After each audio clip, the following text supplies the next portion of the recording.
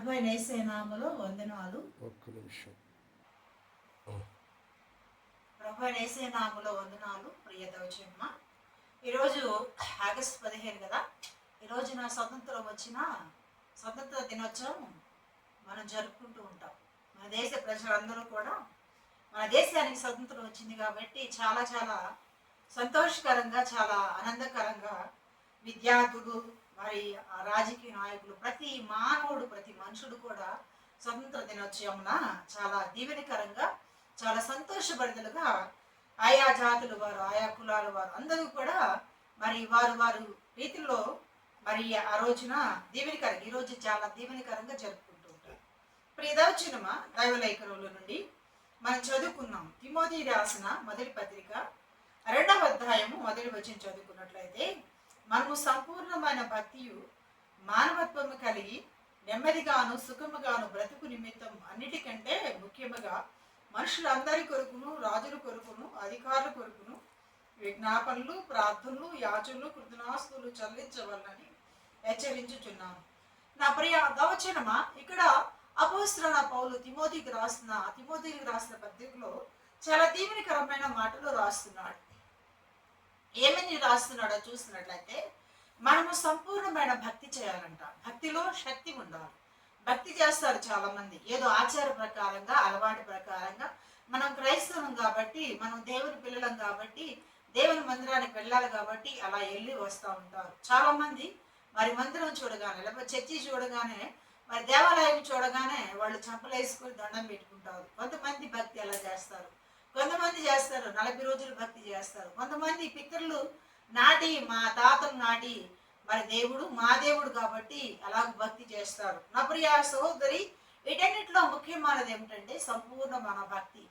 భక్తిలో శక్తి ఉండాలి. దేవుని వాక్యం తెలియజేస్తుంది ఏంటంటే, మనము సంపూర్ణమైన భక్తి కలిగి, మానవత్వం కలిగి, నెమ్మదిగాను సుఖముగా బ్రతుకు నిమిత్తము అన్నిటికన్నా ముఖ్యముగా ఏమిలా ఉంటా మనుషులందరి కొరకును.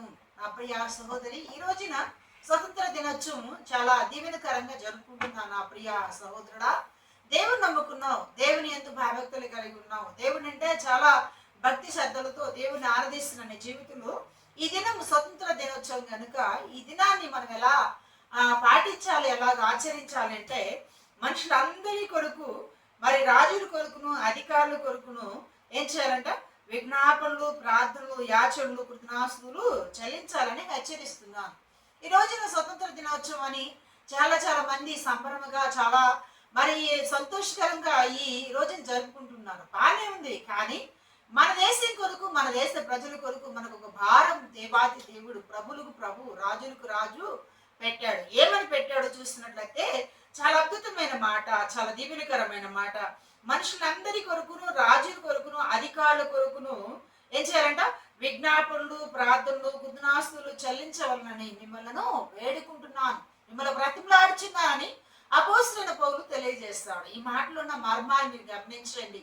నీవు సంపూర్ణమైన భక్తి కలిగి ఉన్నావు, మానవత్వం కలిగి ఉన్నావు, నెమ్మది కలిగి ఉన్నావు, సుఖంగా బ్రతుకుతున్నావు, అన్ని చేస్తున్నావు, బాగానే ఉంది. అన్నిటితో పాటు నీ దేశం కొరకు, దేశ ప్రజల కొరకు, జనం కొరకు, రాజుల కొరకు, అధికారుల కొరకు, మరి గమనించండి, పేదవారి కొరకు, లేని వారి కొరకు, బలహీన కొరకు, రోగుల కొరకు, పాపంలో శాపంలో బ్రతుకుచిన వారందరి కొరకు కూడా ప్రార్థన చేయాలి. స్వతంత్ర దినోత్సవం అని చాలా సంతోషపడుతున్నారు. అంతకన్నా మిన్నైనది యేసు ప్రభు రక్తంలో కడగబడి ఆయన ఆయనలో ఉండి, లేకపోతే ఆయన రక్తంతో కడగబడిన జీవితంలో ప్రభు అనే యేసుని కలిగి ఉంటే గొప్ప ధన్యత. అటు ధన్యత మన దేశ ప్రజలందరూ కలిగి ఉండాలి, మనుషులందరూ కలిగి ఉండాలి.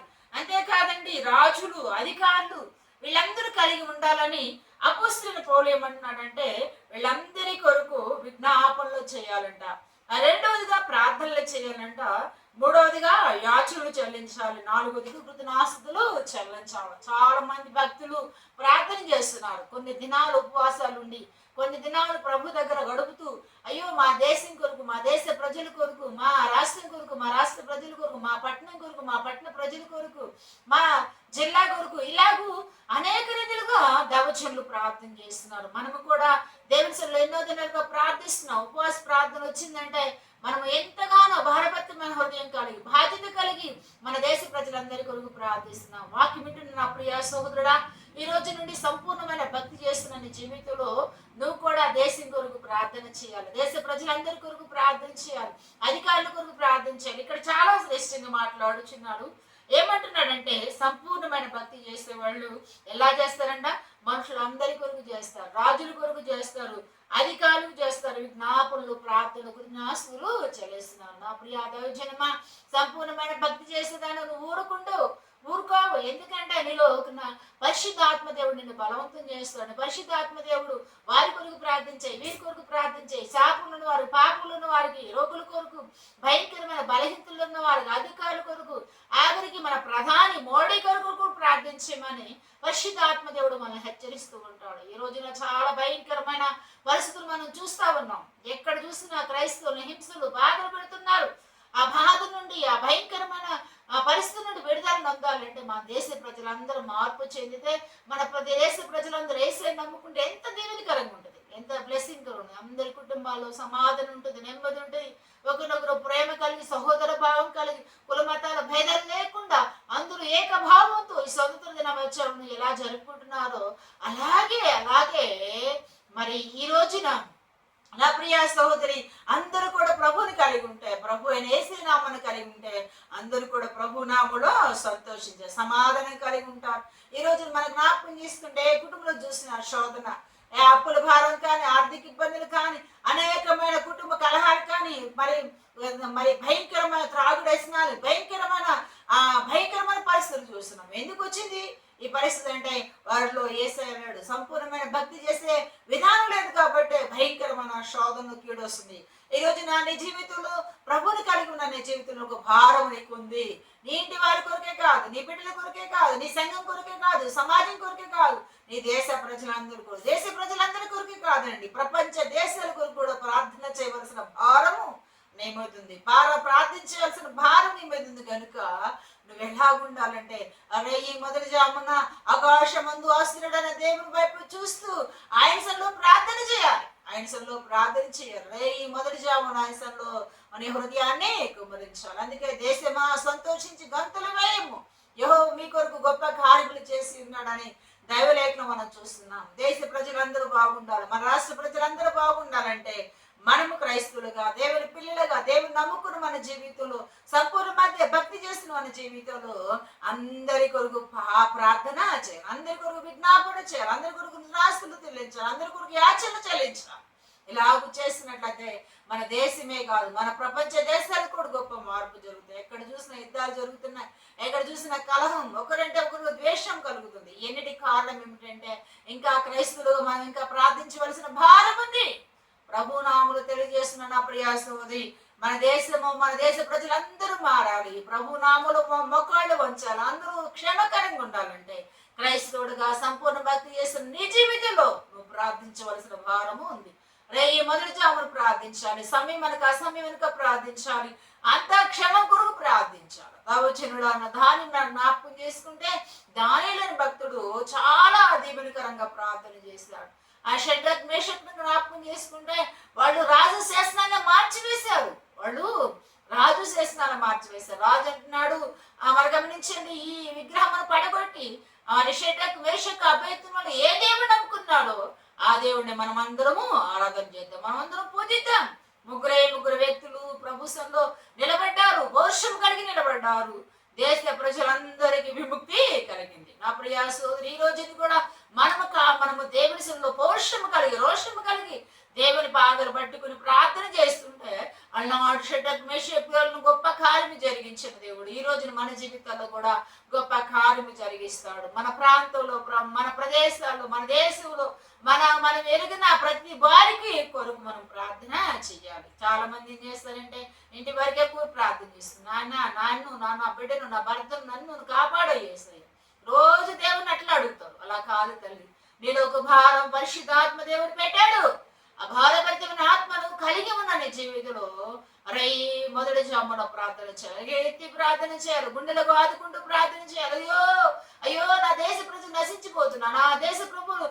నా దేశ ప్రజలు పాపంలో శాపంలో పడి ఉన్నా. నేను ఎనగకు ఉన్నారా యేసయ్య? మోగ విగ్రహాలు మొక్కుతున్నారయ్యా. అయ్యా అయ్యా వాడి చెవులుండి వినలేవు, నోరుండి మాట్లాడలేవు అయ్యా.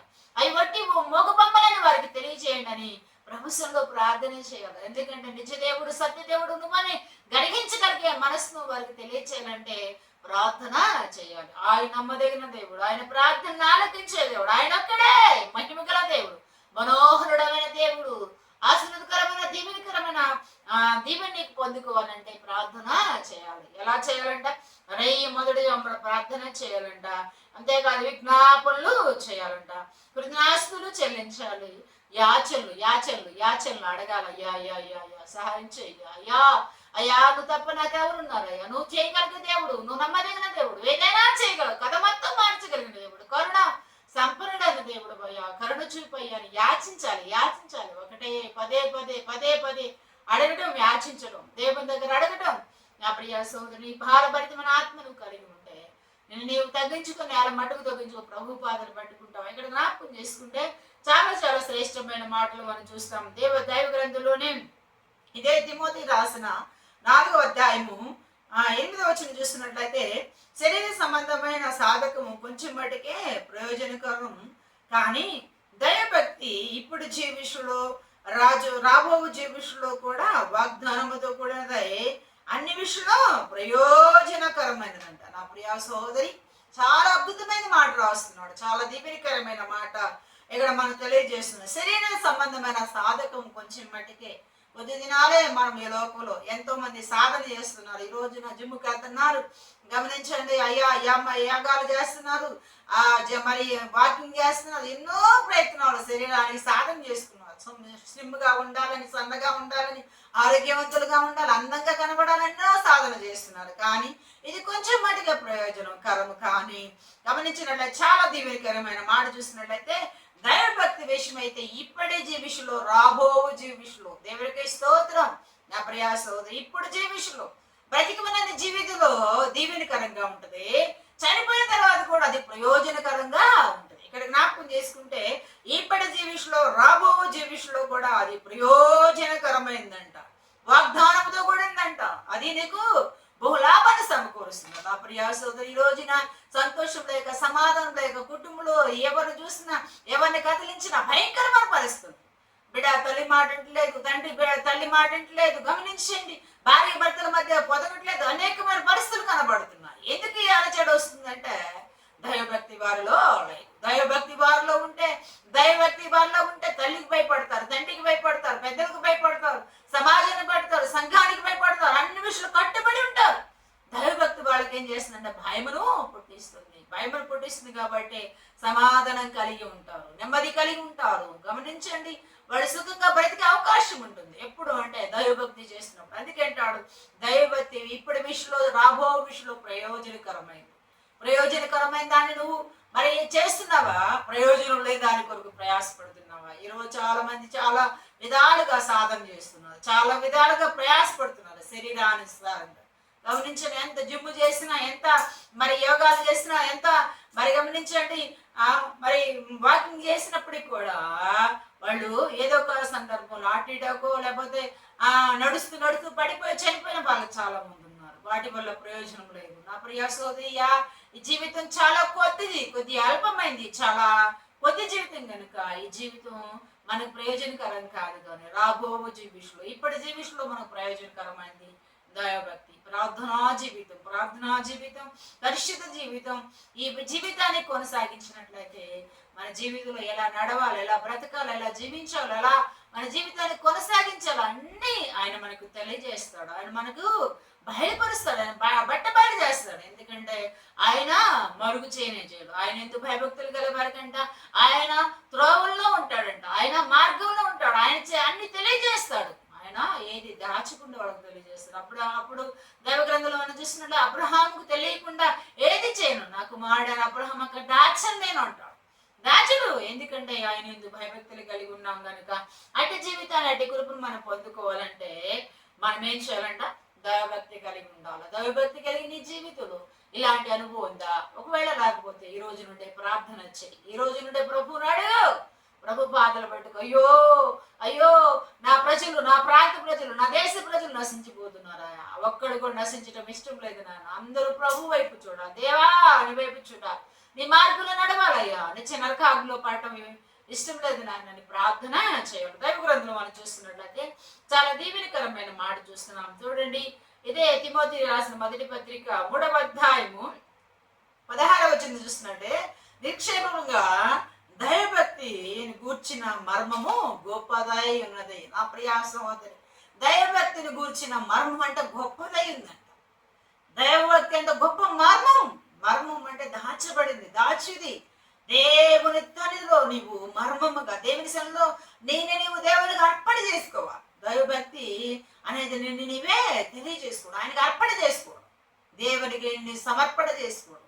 దైవభక్తి ఎవరో వచ్చి చెప్పినందువలన, లేకపోతే ఎవరో వచ్చి నేను బలవంతం చేసినందువల్ల, లేకపోతే ఎవరో వచ్చి దైవభక్తిని పూసినందువల్ల రాదు. కానీ దైవభక్తి నేను నీవే సాధన చేసుకోవాలి. దేవుడా నువ్వే నాతో ఉండాయా, నేను నీతో ఉంటాను, నువ్వు తప్ప నాకెవడున్నారయ్యా, నువ్వే నా ఆశ్రయమయ్యా, నువ్వే నా తండ్రివయ్యా, నువ్వే నా దేవుడు, నువ్వు నాయన, నాకుండగా లోకంలో ఏది అక్కర్లేదు, నువ్వే నా ప్రాణము ప్రియుడు పని. ఈ రీతిగా ఆయన స్తుతిస్తూ ప్రార్థిస్తూ ఆయన గణపరిచినట్లయితే మహాగణుడైన దేవుడు మర్మాలు బయలుపరుస్తాడు. ఆయన గూడు మర్మాలు, ఆయన సత్యాలు బయలుపరుస్తాడు, ఆయన సహాయము చేస్తాడు. దైవభక్తి గొప్ప మర్మం కనుకనే షడ్రకు మేక్షకు అభివృద్ధిని అంటాడు. మేము నమ్ముకున్న దేవుడు సమర్థత గల దేవుడు, మేము నమ్ముకున్న దేవుడు గొప్పవాడు. రాజా నీ మాట కూడా మేము భయపడం. రాజా నెత్తిప్రజలు, రాజా మేము భయపడం. మా దేవుడు సమర్థత గల దేవుడు, మా దేవుడు గొప్పవాడు, మా దేవుడు గొప్పవాడని వాడు విశ్వాసం ఉంచి వారు నమ్మకం ఉంచారు. కాబట్టి అగ్ని గంధకములో పడినప్పుడు కూడా, అగ్ని గంధకములో మధ్యలో కాల్చబడుతున్నప్పుడు కూడా వాళ్లకు గమనించినట్లయితే ఏ హాని జరగకుండా వాళ్ళు మరలా ఆస్వాదిస్తున్నారు, దేవుని గణపరుస్తున్నారు. వారితో పాటు వారి మధ్యలో దేవదూత కూడా వచ్చి దేవునికి ప్రతిగానం చేస్తుంది. నా ప్రియ సోదరి, మన జీవితంలో మనం ఎలా ఉంది? చిన్న చిన్న విషయాలు కలవరపడుతున్నామా? అయ్యో దైవభక్తిని కోల్పోయే వారికి ఉన్నామా? దిగజారే వారికి ఉన్నామా? ఒకవేళ అలా ఉన్నట్లయితే దేవుడు నిన్ను చూస్తున్నాడు, నీ స్థితిగతులు చూస్తున్నాడు. ఆకాశం అందున దేవుడు నిన్ను చూస్తున్నాడు. నీ జీవితంలో అట్టి గురిపాటి సమాధానం పొందుకోవాలంటే నిజముగా దైవభక్తిలోను సాధన చేయబడాలి, నీకు ఆయనకు అర్పణ చేయబడాలి.